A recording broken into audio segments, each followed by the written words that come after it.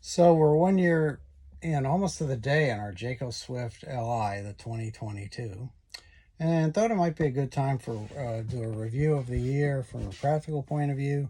Kind of go over what we liked, what we found to be challenges, just so wannabes can make more of an informed decision instead of the influencers are cool, but they're pretty much looking at new RVs in the lot and they haven't really tried them out. What do we like? Well, you got your Ram, you got your um, Mercedes Sprinter, and you have the Ford Transit. I think all of them are comparably good rides. The Ram is front wheel drive. I can tell you that there's no comparison to our Class C. We drove the Class C down for a trade. We were lucky to do 45, 50 miles an hour in a crosswind. On the way back in the van for the first time, we were easily doing 75, 80 on I-95 in Florida. It's just a beautiful drive. It doesn't have any kind of learning curve to it at all. So definitely a plus is the Class B.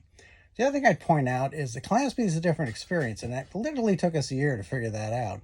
The first time we went to an RV park, we handled it like we were Class C. We unloaded everything. We hooked up the power. We hooked up the water line. Hooked up the sewer hose. And I don't know. We did leveling. We had leveling blocks. I bet it took us 20, 30 minutes. And all of a sudden we wanted to go someplace, and guess what? We took everything else apart. Well, then we finally figured out that you only hook up what you need when you need it. So when you first pull up, you've got, you're in a fairly good size space usually. And so we have the Level Mate Pro, and it literally even shows up on your watch. And you just sort of find a spot where you're sort of level left to right, and you want your head obviously to be just a little bit higher. Remember that from your old tent camping days? And you're good. And hook up the power, shore power, as soon as you get there. If your water is full, you don't need to hook up water yet, and you don't need to hook up the sewer certainly until you're, taking off. Keep an eye on your levels, but you'll be the envy of the campground. So there's that. And so definitely get the Level Make Pro. It just helps you, you know, find a good level spot. What do we like besides this? Well, I'm going to point out something nobody ever mentions, and that's the wind guard on the roof. Obviously, it gets TV stations. The Wi-Fi is amazing. I had the van parked in the driveway once, was walking the dog, and I was picking up Wi-Fi from 8 houses away, and I knew my home router couldn't do that. And you get a SIM card. We happen to use T-Mobile, and you're streaming for about $30, $40 a month.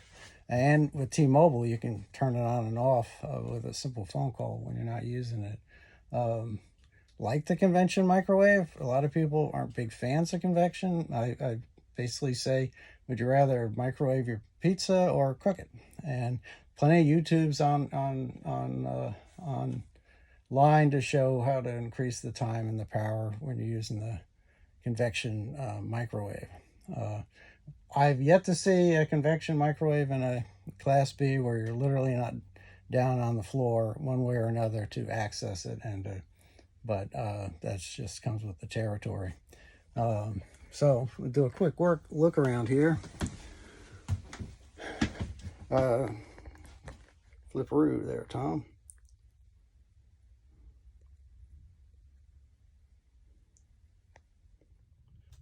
The refrigerator is small, but it doesn't use much power. We were at a blues festival. It was about 80, 85. Of course, we weren't in the van much, but with the solar on the roof, we were able to keep the fans going. We weren't using any AC.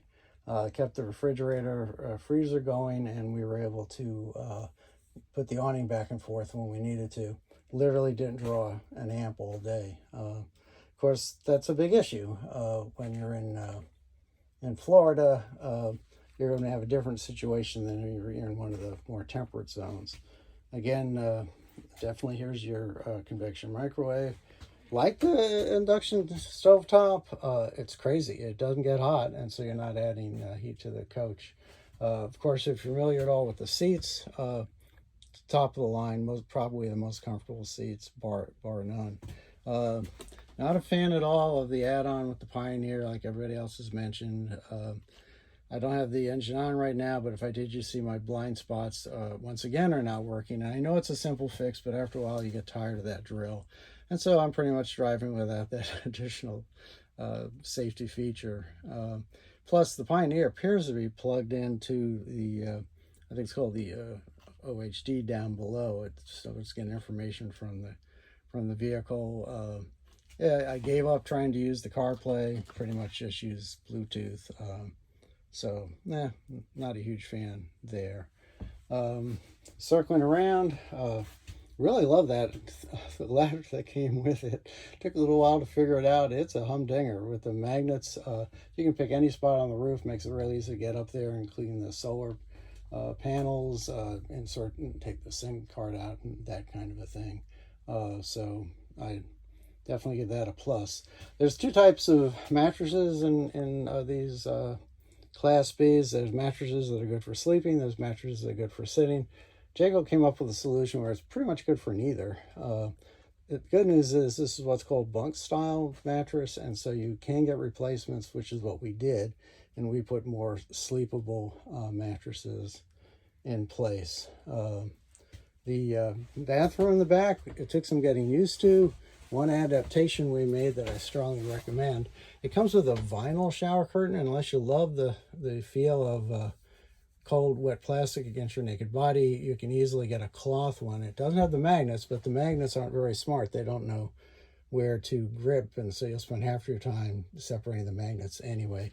I don't have it in right now, but I noticed Winnebago has a wooden floor, which is nice. It raises you off the shower just a tad, and definitely worth it. Again, everything I'm mentioning is available on Amazon. The storage, I think, probably has the best storage in Class B I've ever seen, between the overhead and the storage that's in the bathroom, and including a hanging closet. Love the sound system. It's a Bose sound system, works really well.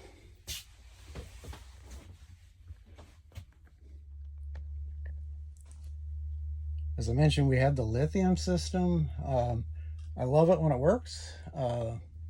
We were 5 months getting it to actually work effectively. The first time we were out camping with our dog, and it just shut down. And it doesn't matter if you're on shore power, remember, you're only charging the battery. So if the computer shuts down on you, you got nothing but a very hot van and a very annoyed dog. And so fortunately I was able to get through. The best technical assistance is pretty much one guy who works on a subcontract with, he actually works at Deco, but he's also their chief engineer, so getting a hold of him is a real challenge. Really was frustrated at first, and the dealer got their legal department involved, which put some pressure on it, and after about 3 hours on the phone they got it sort of working, and we still have to do hard resets all the time. It's not an ideal solution if you want to stay comfortable in, say, the state of Florida. Your air conditioner is 48 volt. It's going to tend to be louder, and while it's efficient electrically, it's not going to give you the same cooling potential. So if you're used to getting a 20 degree, give or take, decrease based on ambient temperature, you likely won't get that.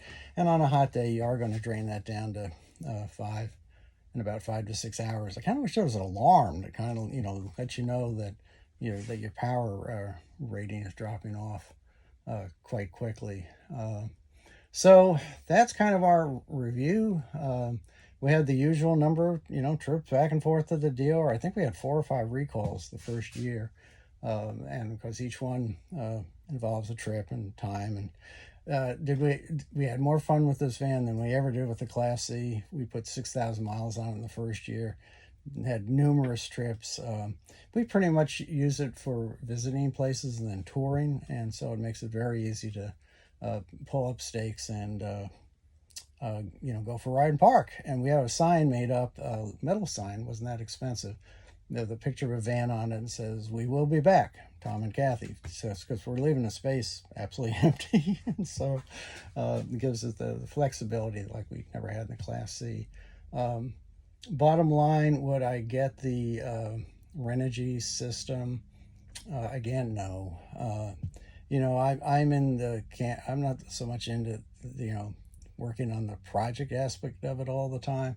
I just want something that is going to be reliable for my family.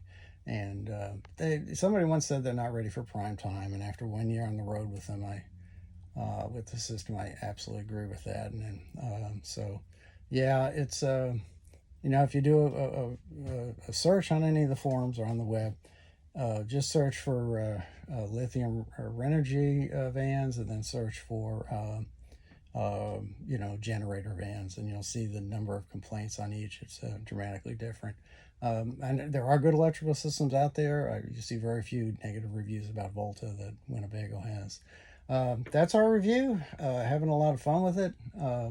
So hopefully this gives you some insights as to which direction you may want to go.